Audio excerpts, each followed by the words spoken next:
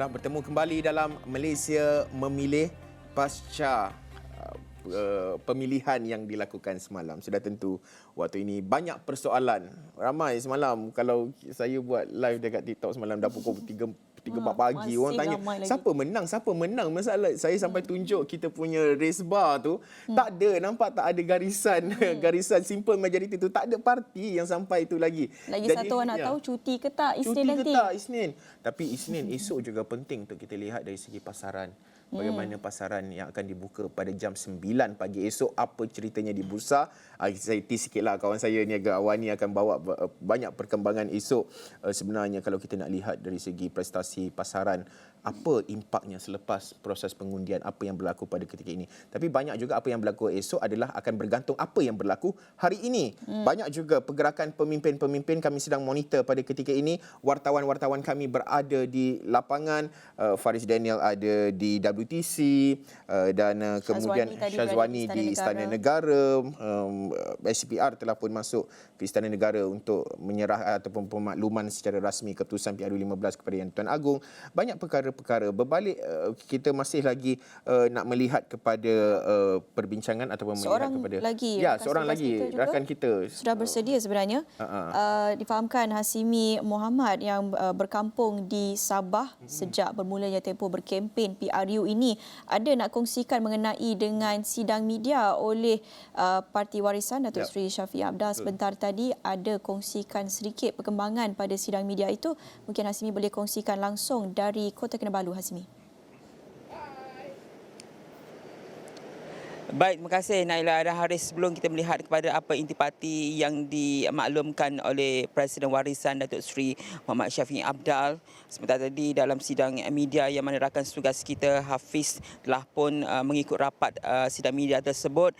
Pastinya tumpuan ketika ini seperti mana kita bincangkan adalah pembentukan sebuah kerajaan persekutuan, dan sementara kita melihat kepada keputusan tersebut, pastinya Blok Borneo dan juga parti gabungan di Sabah dan Sarawak ini memainkan satu signifikan yang cukup besar ke arah pembentukan sebuah kerajaan persekutuan yang pastinya kita mengharapkan sebuah kerajaan yang stabil. Kalau kita melihat kepada keputusan malam tadi, GPS ada 22 kerusi, GRS ada 6 kerusi, Warisan ada 3 kerusi. Di sini yang kita boleh lihat kepada percaturan yang mungkin akan berlaku ke arah pembentukan sebuah kerajaan persekutuan.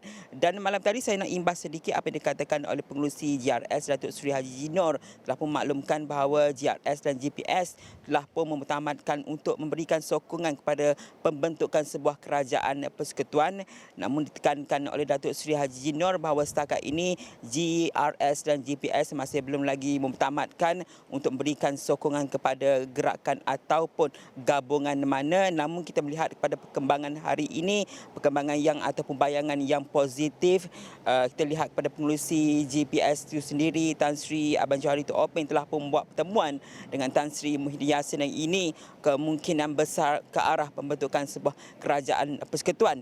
Dan semana Nailah katakan seperti tadi juga, Warisan ada mengadakan sidang media yang mana presidennya Datuk Seri Muhammad Shafie Apdal antaranya menekankan perkara bahawa memandangkan Warisan menang 3 kerusi di Parlimen Sabah ini, antaranya adalah Sempurna, Lahad Datu dan juga satu lagi Kota Belud.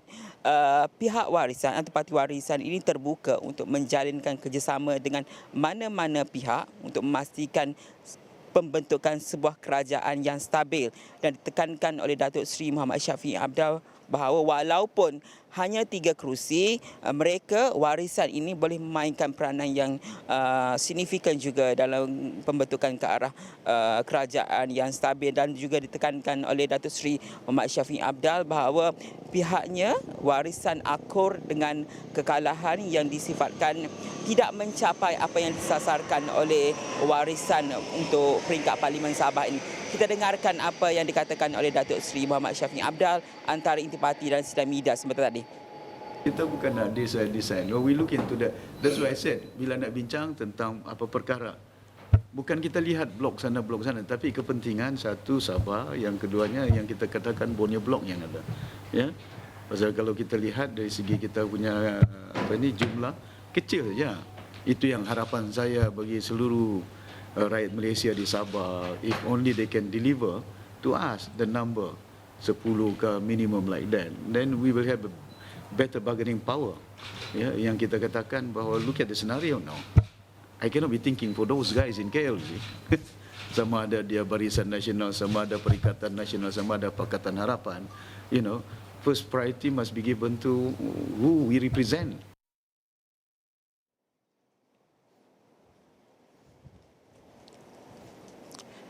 Haris, Naila, banyak lagi yang masih lagi berteka-teki. Ada kalau kita lihat di laman sosial kiraan ataupun jangkaan gabungan-gabungan untuk pembentukan kerajaan persekutuan itu. Ada pelbagai senario yang boleh berlaku. PN bergabung dengan warisan BNJ RGPS, itu antara yang kita boleh lihat. Namun di Sabah ini kita menjangkakan bahawa untuk selepas keputusan PRU 15 yang boleh kita tahu seawal pagi tadi, kita boleh jangkakan ketenangan itu masih lagi ada, tidaklah berlaku sesuatu di luar jangka. Namun kita hanya mengharapkan bahawa keputusan dapat dicapai, khususnya bagaimana peranan GRS di Sabah ini, GPS di Sarawak ke arah pembentukan kerajaan dan dapat dimutamatkan dalam masa yang terdekat, kerana ditekankan oleh juga Datuk Seri Haji Jinor malam tadi bahawa mereka akan mengeluarkan satu kenyataan apabila satu keputusan mutamat telah pun dicapai, gabungan mana yang akan dipersetujui untuk menyokong ke arah pembentukan kerajaan persekutuan yang stabil. Dan semuanya kita akan bawakan di Astro Awani dan astroawani.com, Naila dan Haris. Okey, terima kasih Hasimi untuk laporan itu, dan tentunya kami nak tanyakan terus kepada penganalisis mengenai dengan peranan yang dimainkan oleh parti-parti kingmaker dalam pembentukan kerajaan dan juga perkongsian kuasa selepas ini. Tapi ini satu kenyataan yang baru saja kami terima daripada Istana Negara yang dimuat naik melalui Facebook rasmi Istana Negara yang tentunya mengulas mengenai dengan apa yang baru saja dilaporkan sebentar tadi oleh rakan tugas yang berada di depan pintu Istana Negara mengenai dengan pertemuan dokumen yang telah dikemukakan oleh Pengerusi Suruhanjaya Pilihan Raya Malaysia Tan Sri Abdul Ghani Saleh yang menyatakan bahawa tiada parti politik berjaya memperoleh majoriti mudah kerusi parlimen untuk membentuk kerajaan baharu. Sehubungan dengan itu, menjunjung titah Yang di-Pertuan Agong, Istana Negara telah meminta kerjasama Yang di-Pertua Dewan Rakyat Tan Sri Azhar Azizan Harun memohon kepada ketua parti-parti politik dan ketua gabungan parti-parti politik yang mempunyai jumlah kerusi yang banyak untuk memaklumkan kepada pihak Istana Negara mengenai gabungan parti-parti politik yang telah dipersetujui antara parti politik atau gabungan parti politik berkenaan bagi pembentukan kerajaan baharu pasca PRU 15. Ketua parti-parti politik dan ketua gabungan parti politik tersebut akan diminta oleh Tan Sri Yang di-Pertua Dewan Rakyat untuk memaklumkan mengenai gabungan parti politik yang telah dipersetujui masing-masing serta mengemukakan nama seorang ahli Dewan Rakyat yang mendapat kepercayaan majoriti ahli Dewan Rakyat berikutan gabungan parti-parti politik tersebut untuk menjadi calon Perdana Menteri Malaysia kepada Istana Negara sebelum jam 2 petang pada hari Isnin 21 November esok. Selaras dengan perkara 40-2-A dan perkara 43-2-A Perlembagaan Persekutuan adalah dimaklumkan juga bahawa titah perkenan dan keputusan Sri Paduka Baginda berkenaan pembentukan kerajaan baharu dan pelantikan Perdana Menteri menerusi proses yang telah dijelaskan adalah muktamad. Ya. Nampaknya Naila, proses kali ini kita nampak lebih jelas perjalanannya itu, iaitu di mana Speaker Dewan Rakyat itu perlu memainkan peranan. Bukannya istana secara keseluruhan. Maksudnya tiada lagi sebelum ini kita nampak ada pemimpin-pemimpin sampai berbas-bas nak masuk dalam istana, nak menghadap Yang di-Pertuan Agong seorang demi seorang. Tetapi kali ini gabungan ketua-ketua parti politik itu perlu berjumpa ataupun memaklumkan kepada Tan Sri Azhar Azizan Harun selaku Yang di-Pertua Dewan Rakyat menjelaskan gabungan yang berjaya dibentuk, siapakah namanya yang mendapat persetujuan ataupun yang mempunyai kepercayaan majoriti ahli Dewan Rakyat itu, dan speaker sendiri yang akan memaklumkan ataupun menyatakan kepada sembah maklum kepada Yang di-Pertuan Agong. Baik, kita deadline itu juga dilanjutkan. Jadi mungkin tidak ada perkembangan yang kita jangkakan di Istana Negara. Kita nak dengarkan terus dari rakan setugas Syazwani yang masih lagi berada di luar pintu Istana Negara untuk perkongsian dan perkembangan terkini. Syazwani, teruskan. Ya, Ya, betul. Naila dan juga Harith. Pastinya melihat kepada kenyataan yang dah pun dikeluarkan oleh Istana Negara, saya percaya Naila dan juga Harith sudah pun kongsikan kepada umum berkenaan dengan kenyataan tersebut. Sekitar 2 petang tadi, kenderaan yang membawa Tan Sri Abdul Ghani iaitu Pengerusi Suruhanjaya Pilihan Raya telah pun keluar daripada pintu 2 Istana Negara ini selepas beliau masuk ke pintu ini sekitar jam 1.03 petang tadi. Dan pastinya ketika beliau keluar, beliau sempat juga melambai, jadi sahlah bahawa kenderaan itu adalah Tan Sri Abdul Ghani yang mempersembahkan keputusan rasmi kepada Istana Negara. Kalau boleh saya kongsikan sekali lagi pada siapa yang mungkin terlepas, ini adalah kenyataan terbaru yang dikeluarkan oleh Istana Negara. Istana Negara memaklumkan bahawa Istana Negara telah pun menerima keputusan rasmi Pilihan Raya Umum ke-15 yang telah pun berlangsung semalam daripada SPR pada jam 1.15 tengah hari ini, dan dokumen tersebut telah dikemukakan oleh SPR. Pengerusinya Tan Sri Abdul Ghani Saleh yang jelas menyatakan bahawa tiada parti politik yang berjaya memperoleh majoriti mudah kerusi parlimen untuk membentuk kerajaan baharu. Dan suka saya highlightkan di sini adalah Datuk Pengelola Bijaya Diraja Istana Negara Datuk Seri Ahmad Fadil Syamsuddin menyatakan bahawa menjunjung titah perkenan Seri Paduka Baginda Yang di-Pertuan Agong Sultan Abdullah Rakyatuddin Al-Mustafa Billah Shah, Istana Negara telah meminta kerjasama yang di-Pertua Dewan Rakyat Tan Sri Azhar Azizan Harun untuk memohon kepada ketua-ketua parti politik dan ketua gabungan parti-parti politik yang mempunyai jumlah kerusi yang banyak untuk memaklumkan kepada pihak Istana Negara mengenai gabungan parti-parti politik yang telah dipersetujui antara parti-parti politik dan juga gabungan politik berkenaan bagi membentuk kerajaan baharu pasca PRU ke-15.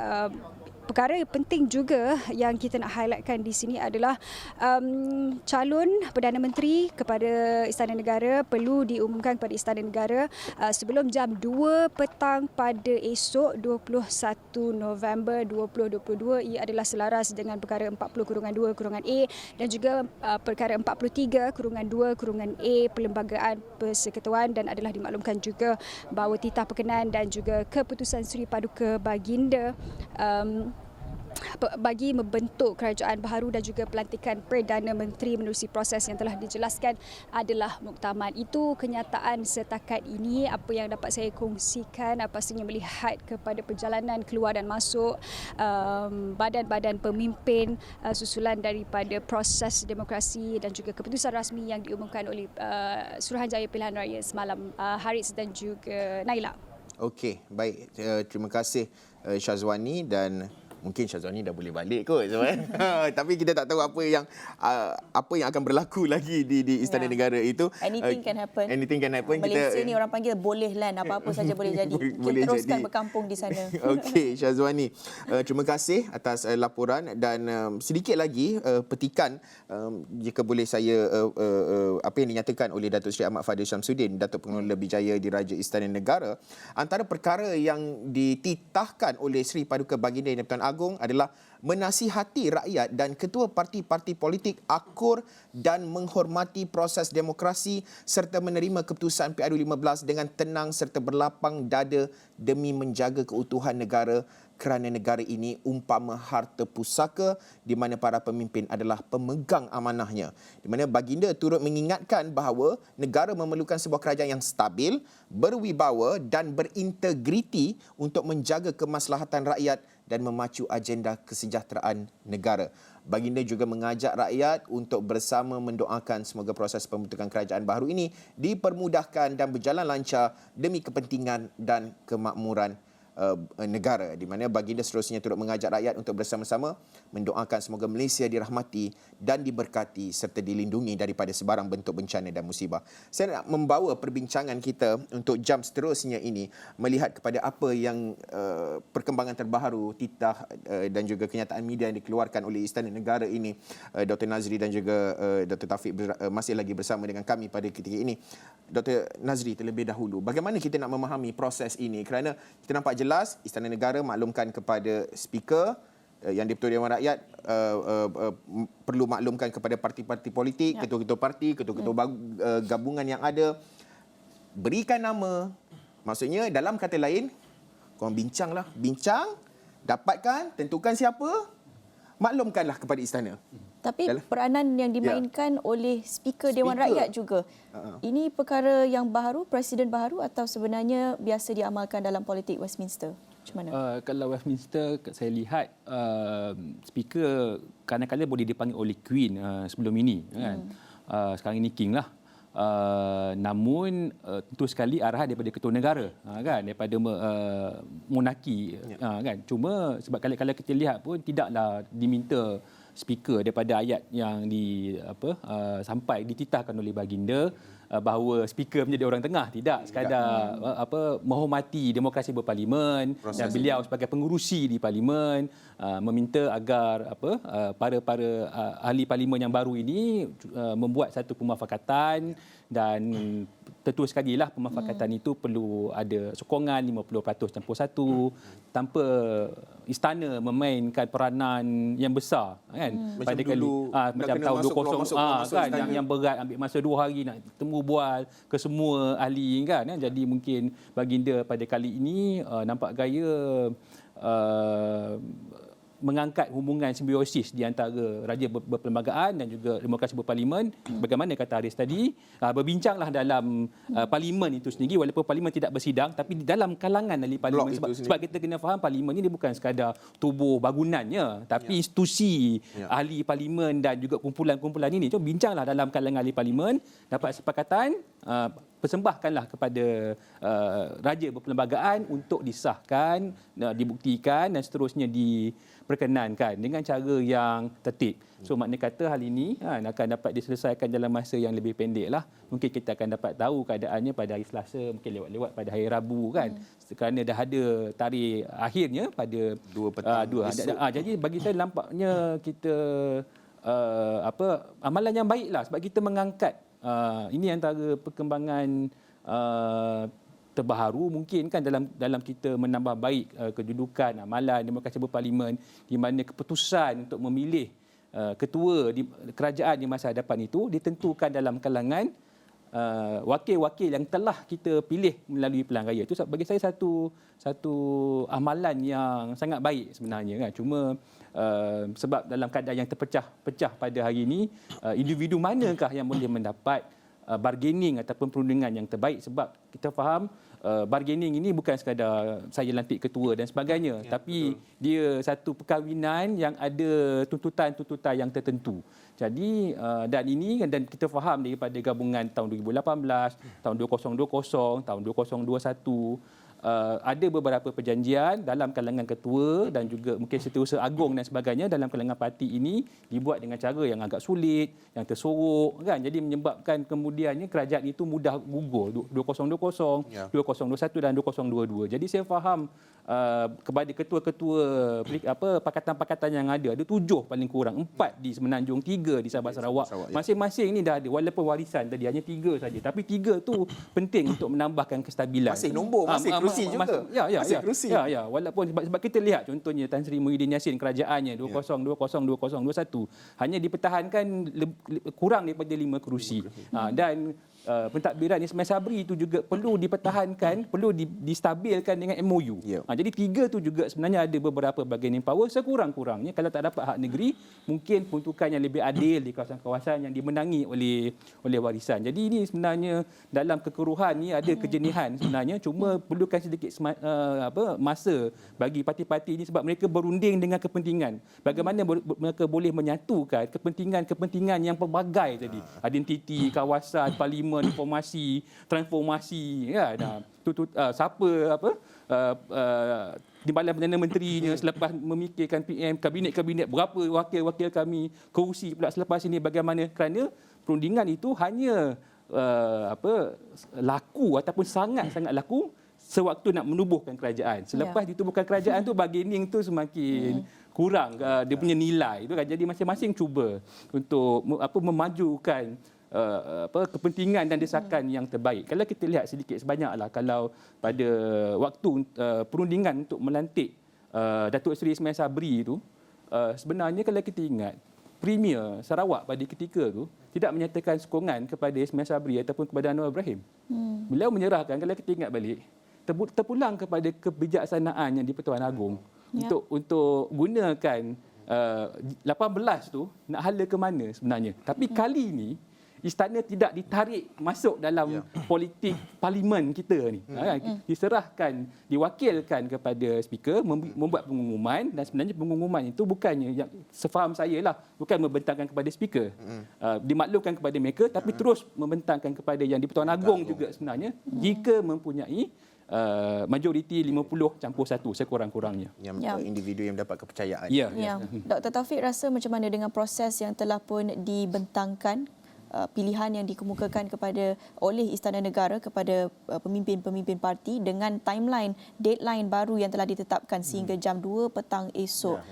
Keyakinan Dr. Taufik dengan kemampuan pemimpin parti, gabungan parti untuk capai kata putus dan muktamadkan ketidaktentuan sekarang ini 2 petang esok, mampu atau tak? Awal tadi saya optimis bahawa 1-2 hari akan selesai. Dan kemudiannya saya lihat surat istana yang tular hari ini dan keluar hari ini merupakan satu tekanan mempercepatkan untuk Zahid Hamidi meninggalkan jawatan presiden.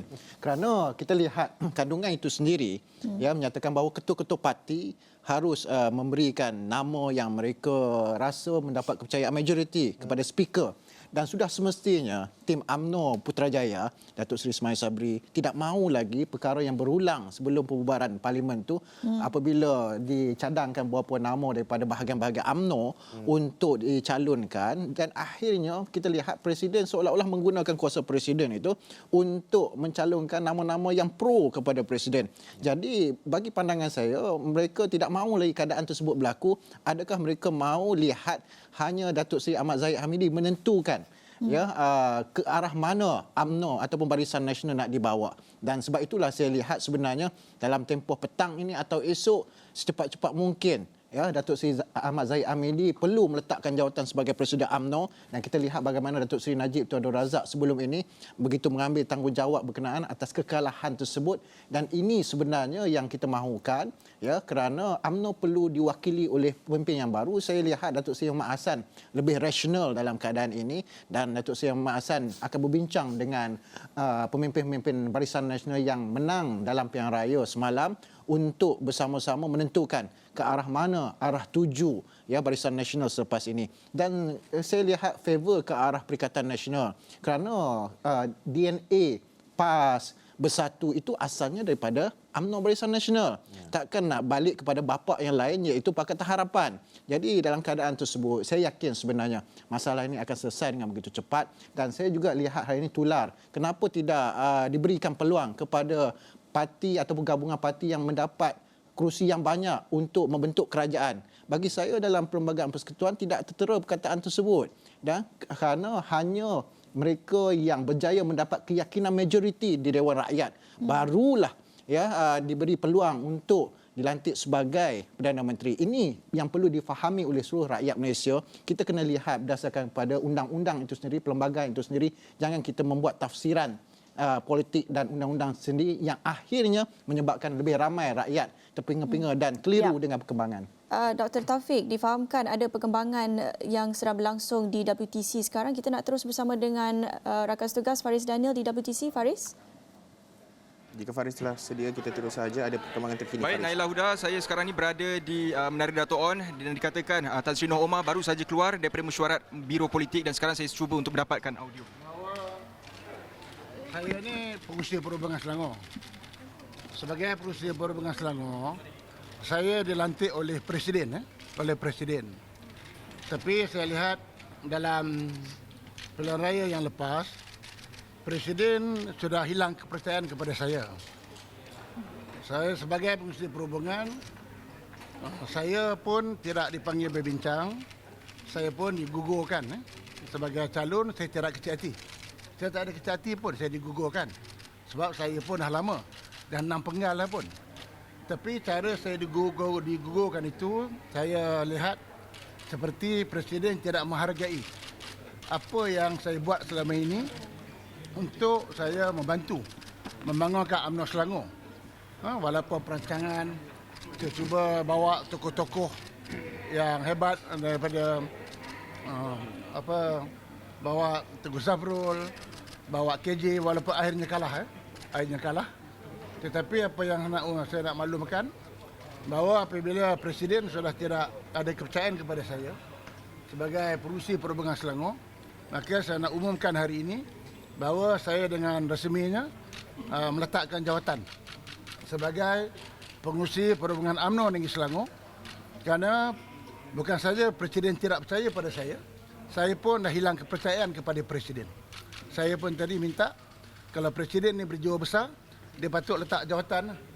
Seperti mana dulu Datuk Seri Najib bila kalah, dia dipaksa letak jawatan. Maka biarlah orang baru yang menguruskan UMNO ni. Sebagai Presiden parti pun, dia menang pun 300 lebih saja. Ya, 300 lebih, tak salah 400 lebih, bawah 1000 lah dia menang. Jadi saya, bila Presiden tidak percaya pada saya pun dah tak percaya pada Presiden.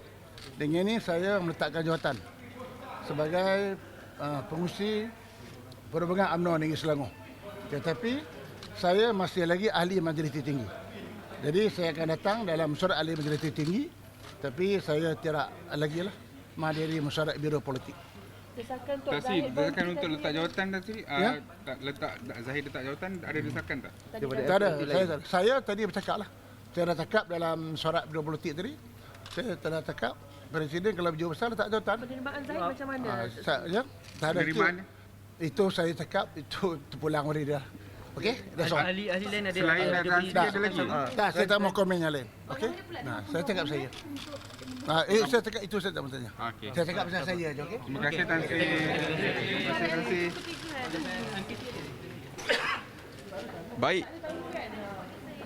Baik, itu tadi antara perkembangan terkini yang dapat saya kongsikan daripada Menara Dato' On. Itu serba sedikit perkongsian selepas berlakunya mesyuarat Biro Politik yang turut dihadiri beberapa ahli Majlis Kerja Tertinggi UMNO yang lain. Dan itu tadi serba sedikit yang dikongsikan. Nampaknya ada sedikit lagi perkembangan yang cuba didapatkan oleh wartawan.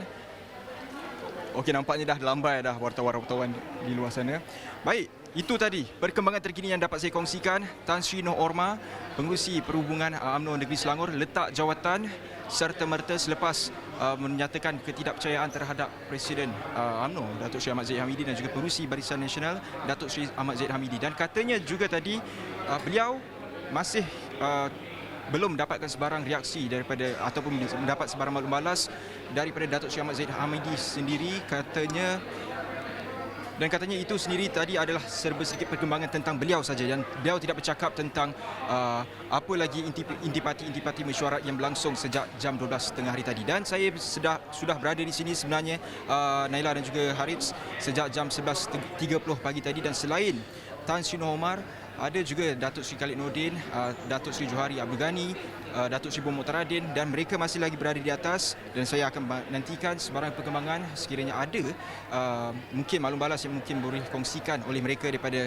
mesyuarat sebentar tadi. Dan juga sebelum Tan Sri Noh Omar keluar, ada satu individu yang turun daripada lift mesyuarat Menara Dato' On ini sendiri, iaitu Datuk Khairuddin Ahmad Razali, iaitu calon Parlimen yang tewas menggunakan tiket Barisan Nasional semalam. Katanya beliau sendiri pun tidak boleh memberikan sebarang reaksi yang banyak, kerana katanya itu melibatkan Parti Barisan Nasional sendiri. Dan beliau juga ada kongsikan serba sedikit yang mungkin saya nak playkan dulu, uncut dia. Silakan.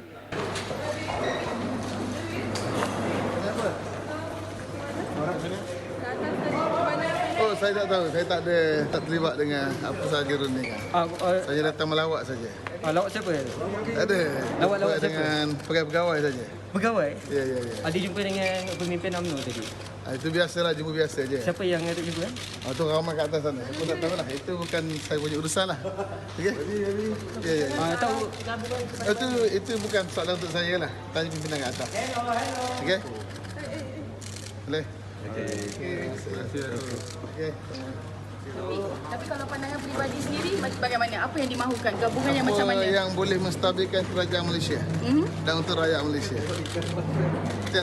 Gabungan yang macam mana? Yang boleh menstabilkan kerajaan Malaysia untuk rakyat Malaysia. Walaupun dengan parti mana-mana? Ya, apa saja yang boleh menstabilkan kerajaan. Walaupun berbeza agenda perjuangan. Memang semua berbeza agenda, tak ada yang sama. Tapi boleh bersama pada satu benda lah, kestabilan negara. Okey. Dan kemakmuran insya-Allah. InsyaAllah. Baik, itu di antara reaksi daripada penyandang kerusi Parlimen Kuala Nerus yang semalam ditewaskan dengan calon PAS Datuk Alias Razak dalam PRU ke-15. Dan itu antara intipati yang boleh saya kongsikan perkembangan setakat jam ini berkaitan dengan mesyuarat Biro Politik UMNO dan juga Perhubungan Negeri UMNO. Dan sebentar sahaja lagi, jam 3 petang, dikatakan ada mesyuarat Majlis Kerja Tertinggi UMNO. Namun tadi saya dapat info yang mengatakan bahawa mungkin mesyuarat itu dibatalkan ataupun ditangguhkan, dan kami masih cuba lagi mendapatkan pengesahan berkaitan dengan perkembangan mesyuarat yang akan diadakan pada jam 3 petang tadi. Dan saya, kalau boleh, saya nak recap semulalah. Pada pagi tadi, Datuk Seri Mokhtaradin, seketika beliau sampai di pintu masuk Menara Dato' On ini sendiri, kami sebagai wartawan sempat bertanya khabar bersapa dengan beliau, dan katanya ada yang tidak okey. Mungkin itu memberi sedikit gambaran bagaimana agaknya situasi dalaman politik UMNO yang mungkin ketika ramai juga beberapa ahli politik yang menggesa supaya pengerusi Barisan Nasional Datuk Seri Ahmad Zahid Hamidi meletakkan jawatan, antaranya Datuk MB Johor sendiri, Datuk Seri On Hafiz, dan juga kalau boleh saya kongsikan ada dua lagi sebenarnya, Ketua Penerangan UMNO yang letak jawatan sebentar tadi, Syaril Hamdan, yang juga turut menggesa agar Presiden letakkan jawatan serta-merta, dan juga ikuti juga dengan Datuk Seri Shahidin Kasim, penyandang kerusi Parlimen Arau, dan juga Parlimen Arau yang dimenangi oleh beliau semalam menggunakan tiket Perikatan Nasional. 3 orang ahli politik ataupun pemimpin dalam Barisan Nasional sebelum ini telah menyatakan supaya menggesa supaya Datuk Seri Ahmad Zahid Hamidi letakkan jawatan. Itu antara perkembangan yang boleh saya rangkumkan setakat jam 11 pagi tadi sehinggalah jam 2.30 petang pada petang ini. Nailah dan Haris. Okey, baik. Terima kasih Faris Daniel. Sudah tentu gelora politik Malaysia sedang berlaku pada ketika ini, terutama melibatkan UMNO dan juga Barisan Nasional. Masih lagi bersama dengan kami Dr. Taufik dan juga Dr. Nazri. Apa yang boleh kita faham berdasarkan apa yang dinyatakan oleh Tan Sri Noh Omar tadi? Pertama, beliau hilang kepercayaan terhadap presidennya Datuk Seri Ahmad Zahid Hamidi. Kedua, beliau mengekalkan lagi jawatan sebagai ahli Majlis Kerja Tertinggi UMNO. Ketiga, beliau meletakkan jawatan sebagai pengerusi Perhubungan UMNO Selangor. Dr. Taufik, lebih dahulu. Apa lagi yang Datuk Seri Ahmad Zahid Hamidi tunggu? Takkan nak tunggu ramai ahli UMNO berpindah masuk ke Bersatu dan kemudiannya UMNO itu akan tertutup dengan sendirinya. Inilah sebenarnya kebertanggungjawapan yang perlu diambil oleh pemimpin. Bukan sahaja dalam UMNO, tetapi MIC seperti yang saya sebutkan sebentar tadi. Kerana pilihan raya ini bukanlah satu perkara yang kecil kepada parti politik, tetapi merupakan satu penanda aras sejauh mana penerimaan rakyat terhadap parti politik berkenaan. Dan saya lihat gelombang yang melanda UMNO ini adalah susulan daripada gelombang yang melanda Malaysia semalam. Dan sudah semestinya pemimpin-pemimpin UMNO bahagian mereka ada rasa amarah yang begitu besar kepada Presiden, kerana kita lihat sebelum ini digugurkan beberapa calon daripada peringkat bahagian itu sendiri, dan mereka melihat bahawa itu tidak sepatutnya berlaku. Boikot, sabotaj, dan kita lihat di kawasan Baling itu sendiri sebelum ini kuat Barisan Nasional tetapi tumbang kepada Perikatan Nasional. Sudah semestinya akar umbi dan kepimpinan UMNO peringkat tersebut melihat bahawa ada satu tidak kena kepada kepimpinan UMNO di peringkat WTC. Dan saya yakin sebenarnya jika suara ataupun gelombang pemimpin UMNO bahagian itu dapat digerakkan dengan kadar segera. Kerana saya lihat semenjak Datuk Seri Ahmad Zahid Hamidi mengambil alih jawatan sebagai pemangku kemudiannya Presiden, beliau berehat dan bercuti daripada jawatan Presiden, banyak kontroversi yang berlaku dalam kepimpinan beliau, dan inilah bagi saya yang perlu dilakukan dengan kadar segera oleh Presiden.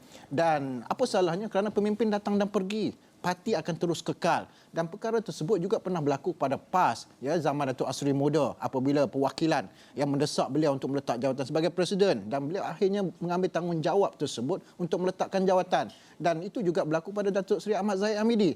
Tetapi saya lihat politik Malaysia ini jauh daripada politik kebertanggungjawaban, politik jiwa besar, kerana bagi setiap pemimpin itu mereka sudah bertungkuh lumus struggle untuk mendapatkan jawatan Presiden. Mungkin sekali dalam seumur hidup baru dapat jawatan Presiden, jadi berpegang pada jawatan tersebut dan sukar untuk memberi laluan kepada pemimpin-pemimpin politik yang baru. Bagi saya yang penting hari ini kita kena kemukakan politik baru, bukan saja dalam politik Malaysia tetapi juga dalam politik parti yang ada di negara ini. Okey. Ada live feed kita nampak Datuk Ahmad Said Terengganu nampaknya meninggalkan WTC, tetapi nampaknya tidak memberi sebarang respon, tiada sebarang kenyataan ataupun respon kepada media, dan sudah tentu banyak pemimpin-pemimpin terutama UMNO dan juga Barisan Nasional akan bertemu. Kita tidak tahu apa status mesyuarat Majlis Kerja Tertinggi, cuma Tan Sri Nur Omar menegaskan tadi beliau akan hadir mesyuarat akan hadir pada mesyuarat Majlis Kerja Tertinggi. Ada visual secara langsung. Kenyataan yang ingin disampaikan. Tak silap saya, Datuk Seri Bong Mohtar. Jika kita boleh up sound, kita dengar sedikit apa yang dinyatakan oleh beliau. Desakan untuk Datuk Seri Ahmad Zahidi jawatan sebagai Pengerusi Pembuat UMNO Negeri Selangor. Disebabkan keputusan UMNO tidak betul merangsangkan barangkali Datuk Seri macam mana? Yang mana? Adakah wajar wujudkan kolektif untuk mana-mana jawatan tinggi untuk letak jawatan kerana keputusan tidak? Itu kita akan, setiap parti dia perlu untuk transform dia punya parti untuk sebab senario pada kali ini berbeda dengan yang lalu. Akan datang pun mungkin berbeda. So sebab itu kita kena pragmatik dalam menentukan hala tuju dan masa depan kita. Ini bermakna kepimpinan akan bertukar ganti dan kita akan pastikan bahawa UMNO dan Barisan Nasional akan terus memberi napas baru kepada rakyat di bawah, dan kita akan memikirkan cara yang terbaik untuk memastikan parti akan survive. So do you think this is the worst history that UMNO? Oh yeah, this is the worst history in UMNO and Barisan Nasional, but we have to accept that people reject us, so it's okay. Ini kita telah menawarkan untuk kestabilan dan kemakmuran, tetapi rakyat tolak, so kita berusaha cara lain. Jadi adakah Datuk Seri Ahmad Zahid wajar letak jawatan sebagai presiden? Saya ingat itu tidak sampai ke tahap itu. Kita akan bincang sebab jadi semua pemimpin UMNO perlu bertanggungjawab. Sebab ini itu keputusan collective decision. So kalau letak jawatan semualah kena letak jawatan. Bukan presiden saja. Bukan presiden saja, semualah. Termasuk saya lah. So right now all the top 5 are upstairs, is it? Ya. Okay, thank you. Bye. Kepimpinan akan bertukar ganti, tapi parti tetap akan survive. Itu yang dikatakan oleh Datuk Seri Bong Mokhtaradin. Tapi beliau mengakui ini merupakan sejarah terburuk buat UMNO, the worst history for UMNO, and katanya we have to accept that people reject us, but it's okay. Katanya. Beliau setuju, mengakui, dan beliau nampaknya macam nak move on dengan situasi itu. Tapi katanya parti akan berusaha dengan cara yang lain. Sama ada beliau nak meletak jawatan atau tidak, beliau kata tak sampai ke tahap tu. Kalau nak bercakap tentang pemimpin yang bertanggungjawab ini, katanya kalau macam tu semua kena meletak jawatan, bukan saja presiden. Itu pandangan beliau mengenai dengan situasi yang didepani UMNO ketika ini selepas Tan Sri Nur Omar tadi. Betul. Kalau anda terlepas, beliau hilang keyakinan terhadap presiden parti dan meletak jawatan bagi Barisan Nasional Selangor. Ya, itu yang sedang berlaku dan kita jangkakan mungkin ada banyak lagi kenyataan akan kami dapatkan dari WTC, jadi terus saja bersama kami. Tapi Dr. Taufik, kita nak melihat sedikit mengenai dengan kenyataan oleh Buk Mokhtaradin ini. Kita lihat kepada pengakuan yang dibuat, sejarah terburuk buat UMNO, tetapi kepimpinan itu akan bertukar ganti, parti tetap survive. Tadi kita bercakap tentang sentimen rakyat sekarang ini terhadap situasi politik yang tidak menentu ini. Rakyat semakin cool, Dr. Taufik kata, semakin selesa dan matang untuk berdepan dengan ketidaktentuan. Tetapi kalau kita lihat dalam kalangan pemimpin parti, khususnya di UMNO, mereka juga lebih selesa untuk berdepan dengan kekalahan. Kalau kita nak bandingkan pada PRU sebelum ini, 2018, beza reaksi mereka apabila mereka tewas. Dr. Taufik. Ya, kerana kita lihat dalam kebeluk UMNO itu sering berlaku, dan apa yang berlaku pada 2018 itu bagi mereka itulah satu titik permulaan kepada UMNO itu sendiri, pemimpin UMNO itu sendiri untuk mengadaptasi kemeluk politik dan apa saja yang boleh menyebabkan perpecahan dalaman. Tetapi bagi saya bahtera UMNO ni sudah lama berpengalaman dalam konteks kemeluk politik, dan saya yakin sebenarnya berdasarkan kenyataan yang dikeluarkan oleh Datuk Seri Bong Mokhtaradin itu adalah satu mesej yang jelas. Ya, kalau pemimpin UMNO tak faham lagi lah apa yang disampaikan oleh Datuk Bong Mokhtaradin tu, saya tak tahulah apa nak jadi pada UMNO selepas ni. Kerana beliau menyatakan perlu transformasi. Ya, politik perlu transformasi untuk menerima dan memahami, membaca persekitaran politik semasa. Kalau UMNO gagal untuk meletakkan bahawa parti itu memahami denyut nadi pergerakan politik di peringkat akar umbi. Hingga 30 kursi saja yang tinggal. Takkan UMNO nak biarkan hingga PRU 16 akan datang tinggal 15 kursi atau 10 kursi. Maka UMNO akan pupus waktu tersebut dan Bersatu akan menjadi satu parti dominan Melayu di Malaysia pada ketika berkenaan. Tapi saya tak jangkalah UMNO akan hilang terus dalam politik negara kerana akar UMNO di peringkat akar umbi itu sangat kuat. Seperti mana dalam PAS itu kita lihat bagaimana Bersatu menggunakan kedudukan PAS yang ada jentera di peringkat akar umbi dan akhirnya memberi kesan yang positif kepada sokongan kepada Bersatu khususnya Perikatan Nasional. Dan saya yakin sebenarnya dalam konteks politik UMNO ini akan ada gerakan-gerakan tertentu untuk mengangkat mungkin pemangku presiden sementara waktu bagi memastikan bahawa sebarang keputusan melibatkan kerajaan campuran ataupun kerajaan gabungan atau apa nama sekalipun kerajaan yang kita akan muncul selepas ini adalah berdasarkan kepada kehendak dan keputusan ahli-ahli dan pengundi yang telah mengundi semalam. Jika terus biarkan presiden membuat keputusan, saya khawatir UMNO ini akan tenggelam selama-lamanya. Okey. Saya petik sedikit apa yang dinyatakan ataupun Facebook posting Dira Abu Zahar di bahagian bawah tu dia.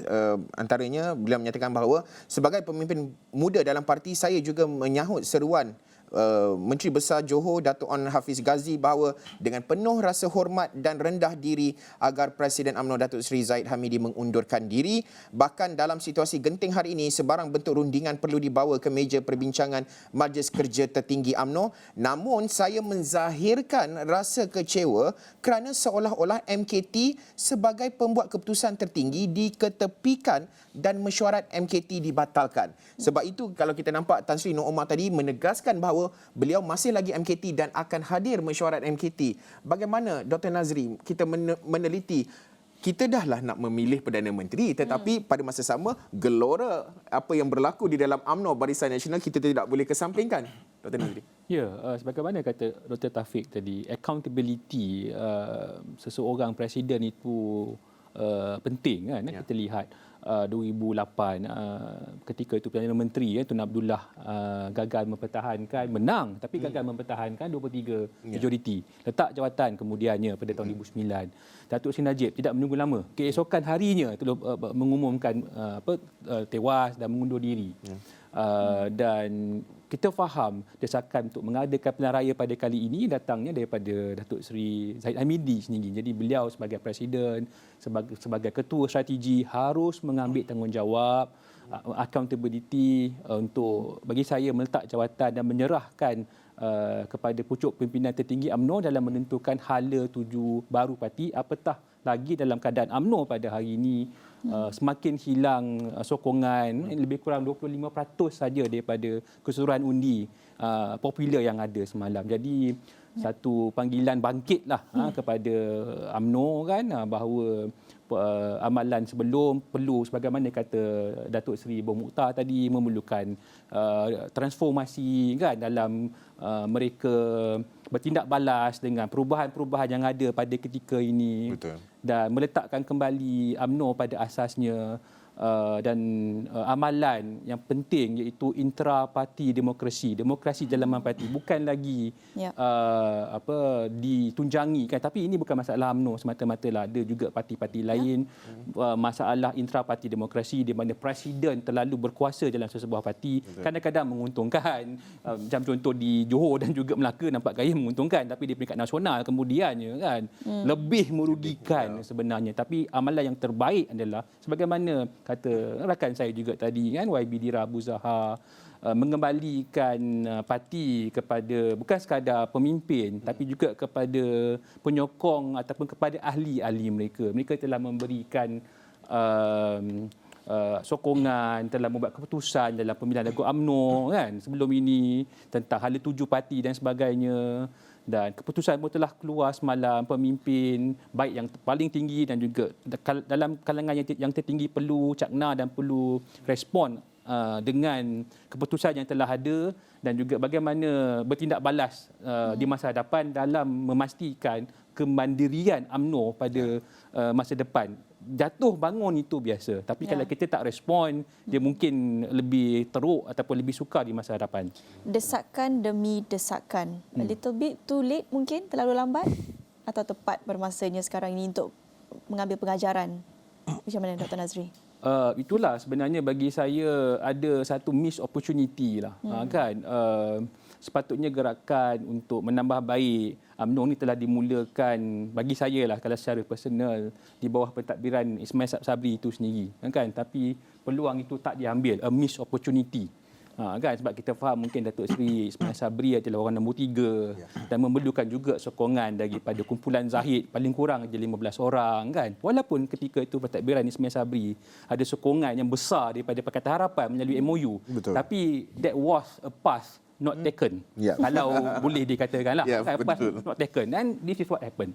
Yang has happened in Malaysia, dan UMNO bukannya bangkit kalau di peringkat nasional, ada trend yang menurun dalam 4 pilihan raya lah, 2008, 2013, 2018 dan pada kali ini 2022, di saat orang menjangkakan kebangkitan, tetap sebaliknya menjadi semakin kurang popular, kan. Jadi kalaulah jalan ini terus dibiarkan, maka kalau sebagaimana kata Dr. Taufik tadi, kan, mungkin semakin ke laut lah kalau kata orang. Jadi keberanian sebagaimana Syarif Hamdan, pemimpin muda yang begitu tegas dalam hal ini, bukan sekadar meletak jawatan tapi juga meminta menekan Datuk Seri Zaid Hamidi dengan penuh hormat, mengambil tanggungjawab terhadap keputusan tadi. Itu sifat pemimpin yang demokratik sebenarnya, kan. Kita tidak boleh tebal muka dan sebagainya. Kita boleh tengok Liz Truss, kan, 45 hari saja. Kan? Tapi ini pun nampak macam garakan sebagaimana yang berlaku pada Liz Truss lah. Beberapa menteri kabinet letak jawatan. Dalam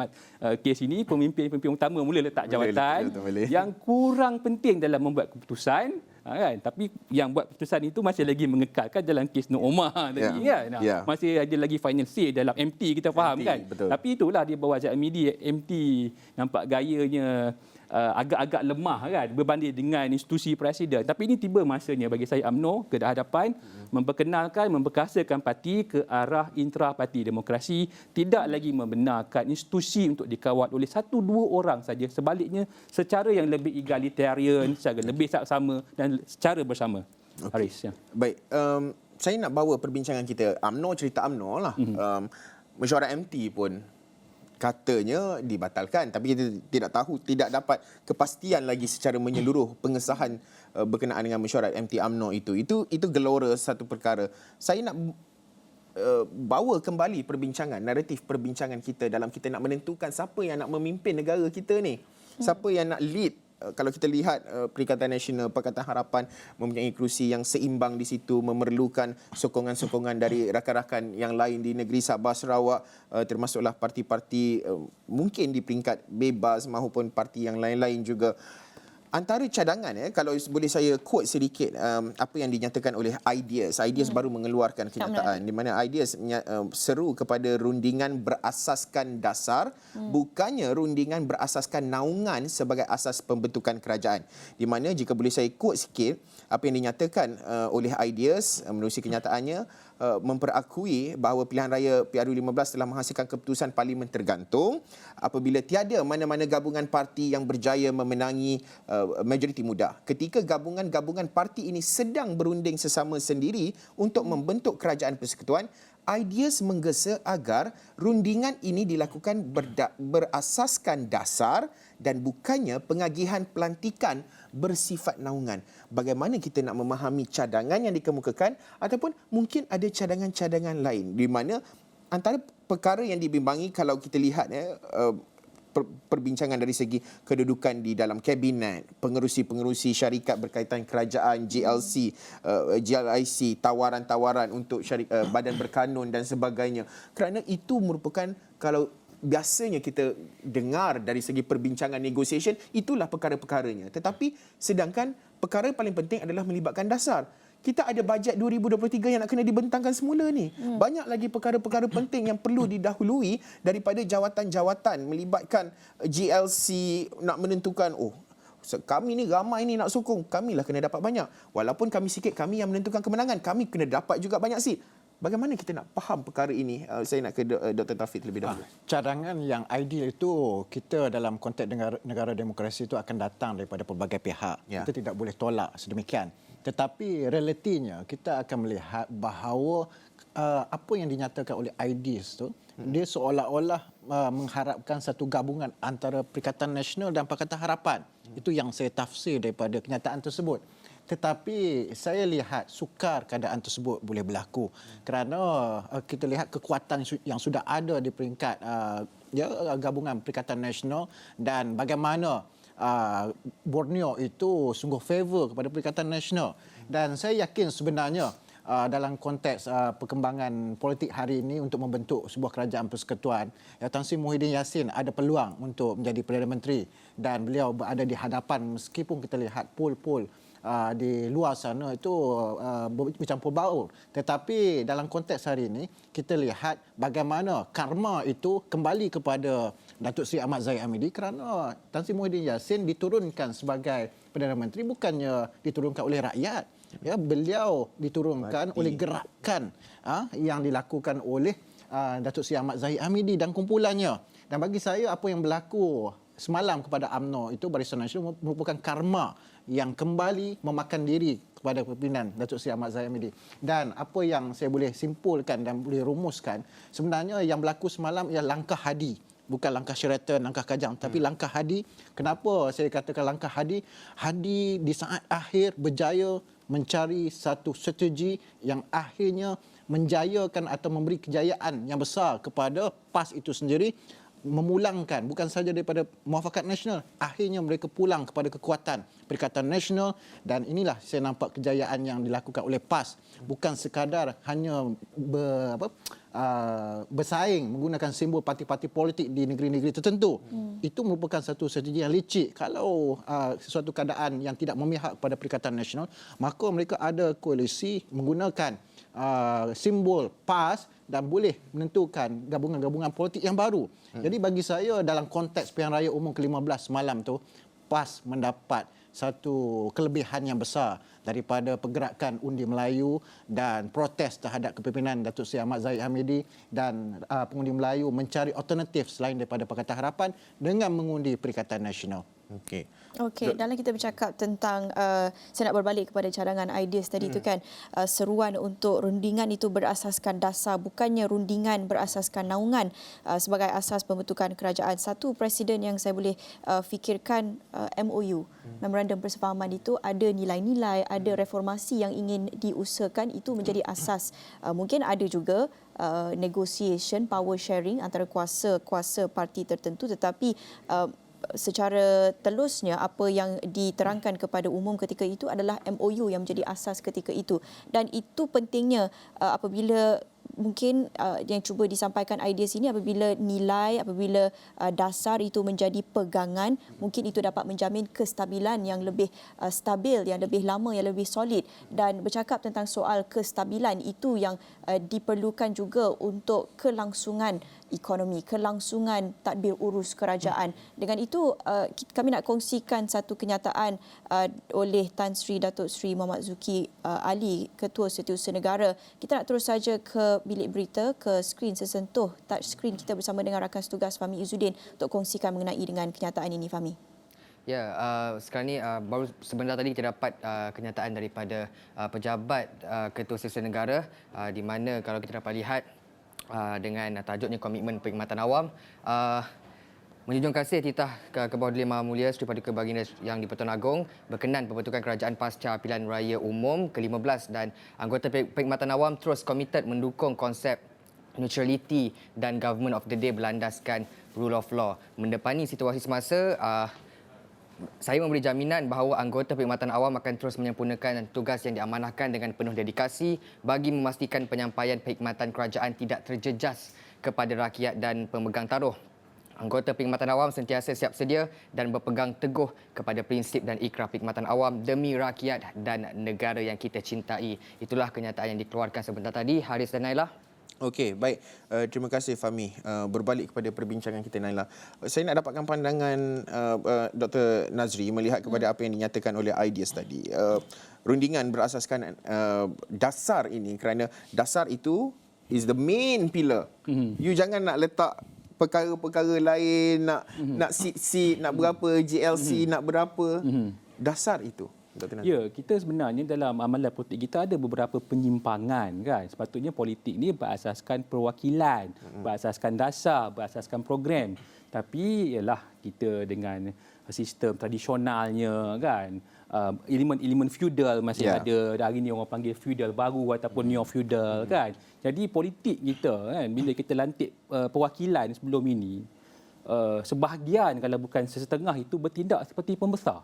Seperti pembesar-pembesar baru. Tidaklah memakai tengkolok ke kan, baju tradisional, pakai tie dan juga kot. Tapi lagaknya seperti pembesar-pembesar kecil ataupun seperti raja-raja kecil di kawasan masing-masing. Cuma sejak tahun 2008 persaingan semakin kompetitif dan sebagainya kan. Jadi apa yang dikatakan oleh ideas tadi adalah apabila kita mengadakan demokrasi, tapi di sebalik kita mengamalkan sebelum ini politik perwakilan, kita mengamalkan politik bersifat pembesar kan, bersifat oligarki berbanding sebuah demokrasi, di mana selepas mereka dilantik, kepentingan yang diutamakan memanglah atas nama rakyat dan sebagainya, tapi ada juga kepentingan individu, kepentingan sektoral. Sebab itulah yang ideas bangkitkan itu jangan berpakat berdasarkan penaungan. Maksudnya di kalangan pembesar aku dapat apa, JLC berapa, kementerian mana. Sebaliknya bagaimana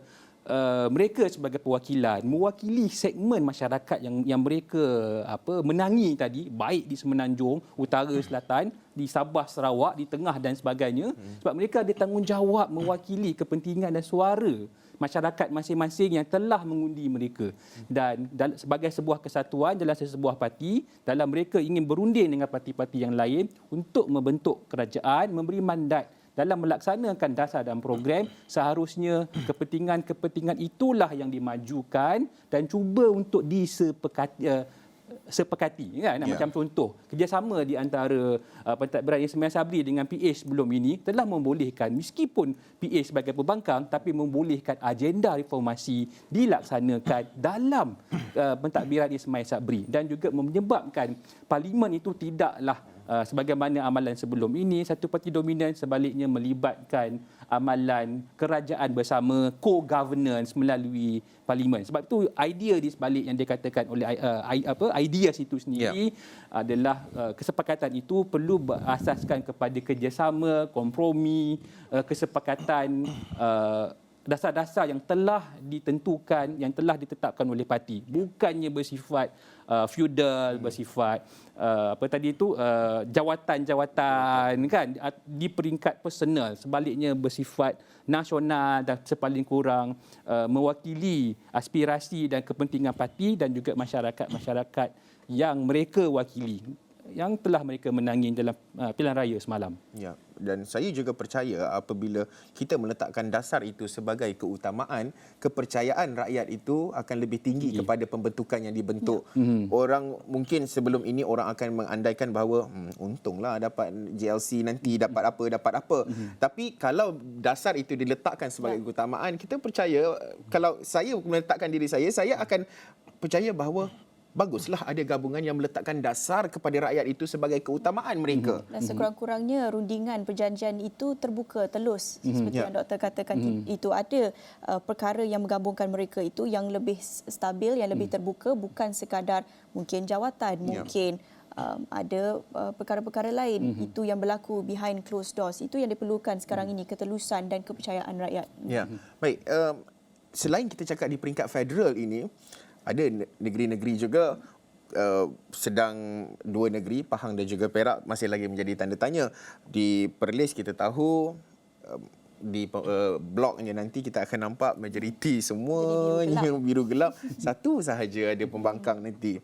So itu di Perlis. Tetapi kalau untuk perkembangan di negeri Perak, antaranya di mana Sultan Perak, Sultan Nazrin Shah hari ini berkenan untuk menerima menghadap pengarah Suruhanjaya Pilihan Raya SPR Perak Muhammad Nazri Ismail di Istana Kinta bagi menyembah maklum keputusan Pilihan Raya Umum ke-15, di mana Muhammad Nazri tiba kira-kira 10.23 pagi tadi dan turut kelihatan ke sesi menghadap itu ialah Setiausaha Kerajaan Negeri Datuk Ahmad Suwaidi Abdul Rahim dan Penasihat Undang-Undang Negeri Perak Datuk Azmir Shah Zainal Abidin.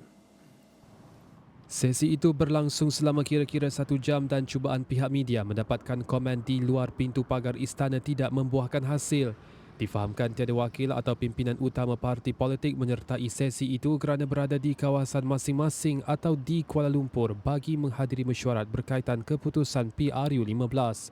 Semalam, Timbalan Pengerusi Perikatan Nasional PN1 Perak Razman Zakaria berkata gabungan itu akan berbincang dengan Barisan Nasional BN bagi pembentukan kerajaan negeri dalam masa terdekat. Beliau berkata ini kerana gabungan itu hanya memenangi 26 daripada 59 kerusi Dewan Undangan Negeri Dun Perak yang memerlukan 30 kerusi bagi majoriti mudah untuk membentuk kerajaan. Keputusan PRU15 malam menyaksikan PN berjaya memperoleh 26 kerusi Dun manakala Pakatan Harapan PH pula menawan 24 kerusi dan 9 kerusi dimenangi PN. Kerajaan Negeri Perak sebelum ini dibentuk dengan gabungan 3 parti iaitu BN, Bersatu dan PAS. Itu di Perak, tapi banyak lagi yang kita jangkakan sepanjang hari ini. Jadi jangan ke mana-mana, kami akan terus bawakan perkembangan dari semasa ke semasa dalam Malaysia Memilih. Kita akan kembali selepas ini, jangan ke mana-mana.